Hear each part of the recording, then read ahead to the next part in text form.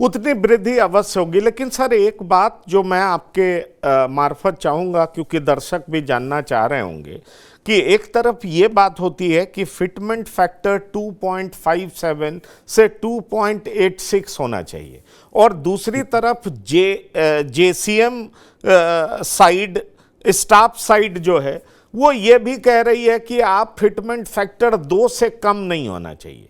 तो 2.57 से 2.86, फिर जेसीएम साइड को ये क्यों लग रहा है कि फिटमेंट फैक्टर 2 से कम भी किया जा सकता है, इसलिए मिनिमम जो है वो 2 की डिमांड कर ही रही है? ये मैं चाहूंगा कि जरा इसको अच्छे से समझा दें। जी हाँ, ये थोड़ा सा कंफ्यूजन इसके कारण हुआ है। कारण ये पहली बारी उन्होंने दो की बात की है। ये अपने जो 15 सूत्रीय जो मांगनी है उन्होंने सरकार को भेजी है, शायद ये उसमें होगा। अगर वो जो मैं इंटरप्रेट कर पाता हूँ कि क्यों उन्होंने ये किया है, कि अगर आपने उनका कहना होगा हमारी सिफारिश डीए और डियरनेस रिलीफ को समावेश करिए पिछले बेसिक तनख्वाह से, नहीं माना तो आप 2.57 से कम तो जाए, जो पिछली पे कमीशन नहीं दिया हुआ है उससे कम तो ना करिए। और हमारी मांगनी है, डिमांड है कि आप उसको 2.86 करिए।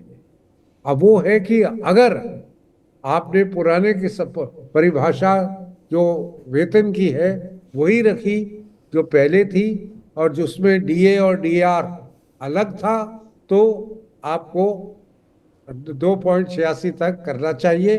कारण 2.57 पिछली पे कमीशन ने भी किया और वो लगातार बढ़ता जा रहा था। जैसे जिक्र मैंने किया, पहले एक पे कमीशन ने 1.86, एक ने उससे पहले 1.18।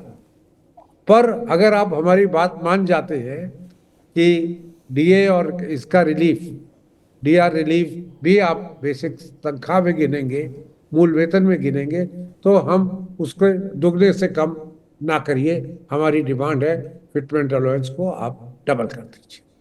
ये दो अलग अलग चीजें उन्होंने मांगनी भी रखी, और साथ कैसे उसको इंक्रीज किया जाए, दोनों की तरफ से उनका मतलब ये है कि हमें 25 से 30% वृद्धि अवश्य मिले। सरकार या पे कमीशन जो भी रास्ता चुनती है पे वृद्धि करने का, तो एक में फैक्टर ऑफ 2, दूसरे में फैक्टर 2.86, 2.57 से आप 2.86 ले जाए। तो मतलब आप बिल्कुल सिंपल शब्द में कह रहे हैं कि वेतन वृद्धि 25 से 30% होना चाहिए। आप रास्ता जो भी अख्तियार करिए, पर लोगों को वेतन वृद्धि के तौर पर 25 से 30% ज्यादा सैलरी चाहिए, इस तरह की बात है सर।